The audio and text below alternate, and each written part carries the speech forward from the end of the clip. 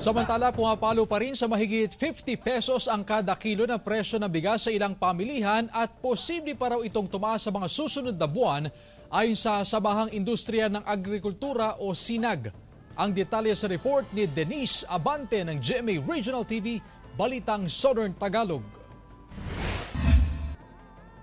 Naglalaro sa 54 pesos hanggang 100 pesos ang kada kilo ng bigas na mabibili sa Batangas City Old Market. Bagay na idinadaing na rin ng ilang mga tindero ng bigas gaya ni Dennis. Sa patuloy na pagtaas daw kasi ng presyo ng panindang bigas, patuloy din ang pagtumal ng kanilang benta. Ayon sa ilang rice retailers, hindi pa panahon ng anihan ngayon kaya mga imported na bigas pa rin ang kanilang ibinibenta. 1,350 pesos ang kuha nila sa kada isang sako ng commercial rice. Hindi pa ngayon tag-ani, so puro imported yung mga bigas na nabibili. Malaki ang puhunan, di medyo konti lang ang mapaprofit dahil nga siyempre konti lang patubo. Pag tinaasan mo pa, lalong tataas ang presyo. Ayon sa Samahang Industriya ng Agrikultura o SINAG, ang pagtaas sa presyo ng bigas ay epekto pa rin ng mataas na farm gate price at ang mataas na delivery rate sa iba't ibang lugar. Yung farm gate nasa 27 na,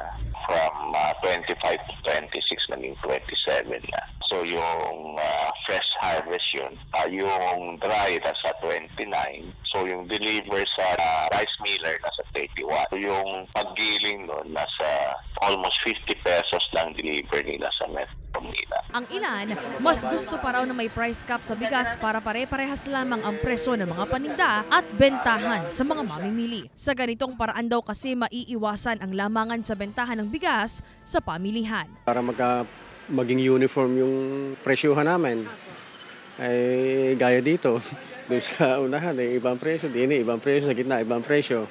Ay di ang customer nalilito. Pagka ikaw ang napagtanungan na una, ay malamang hindi ka na mabilhan kasi mataas yung iyo, lilipat sa kabila. Ay kung kasintaas din ng yung binigay ko, ay siyempre hindi babalik dito kung doon na siya kukuha. Gaya ng ilang mga mamimili, umaasa rin daw si Noel na magkakaroon pa ng pagbaba sa presyo ng bigas sa mga susunod na buwan. Pero sabi ng SINAG, wala, up to February, baka magtataas pa ng konti. Kasi yung imported rice sa Vietnam at Thailand mataas. Ang next na ani natin is March. Wala pa tayong ani. Pinakamahagang ani siguro March 15. Mula sa GMA Regional TV, Balitang Southern Tagalog, Denise Abante, nagbabalita para sa GMA Integrated News.